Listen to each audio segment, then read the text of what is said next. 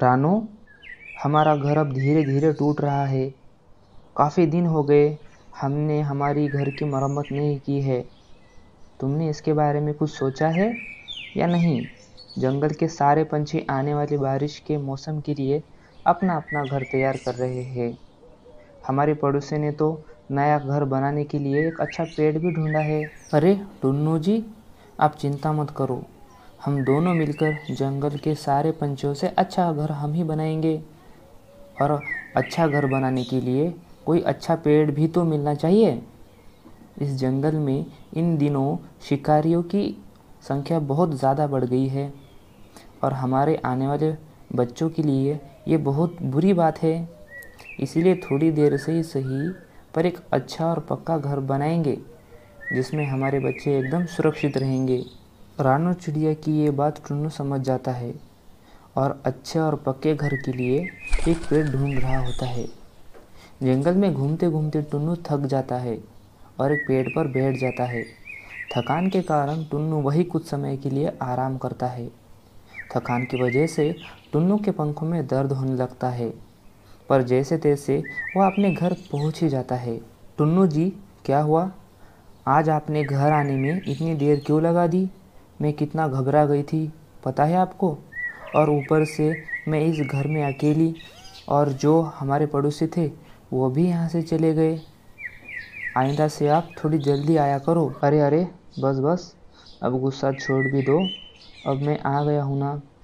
दरअसल घर आने में देर इसलिए हो गई थी, मैं घर के लिए एक अच्छा पेड़ ढूंढते ढूंढते जंगल में बहुत घूम लिया, जिसके चलते मैं एक पेड़ पर आराम करने के लिए कुछ समय के लिए रुक गया था। और थकान की वजह से टाइम कब निकल गया यह मुझे खुद ही नहीं पता चला। जैसे ही मुझे पता चला मैं फटाफट घर आ गया।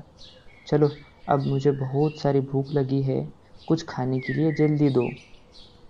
रानू जल्दी से टुन्नू के लिए कुछ फल लाती है। तभी अचानक उनका घर पेड़ से नीचे गिरता है, जिसके चलते रानू को चोट लगती है। इतनी ऊंचाई से नीचे गिरने पर रानू चिड़िया और टुन्नू का घर पूरी तरह से टूट जाता है। यह देखकर टुन्नू की आंखों में पानी आता है, क्योंकि यह घर टुन्नू और रानू चिड़िया ने बहुत प्यार से बनाया था और इस घर से उनका बहुत लगाव था। इतनी में ही जंगल के बाकी सारे पंछी उनके पास आते हैं। रानू चिड़िया, तुम ठीक तो हो ना? ज़्यादा चोट तो नहीं लगी? और यह अचानक आपका घर पेड़ से नीचे कैसे गिर गया? अभी तो ना ज़ोरों का तूफ़ान है और ना ही बारिश, फिर आपका घर नीचे कैसे गिर गया? यह सोचकर जंगल के सारे पंछी परेशान हो गए कि अगर यह हादसा उनके खुद के घर के साथ भी हो सकता है। भगवान का शुक्र है कि आपको ज़्यादा चोट नहीं लगी। मीनू जी, मैं बिल्कुल ठीक हूँ, बस थोड़ी सी टुन्नू जी को चोट लगी है।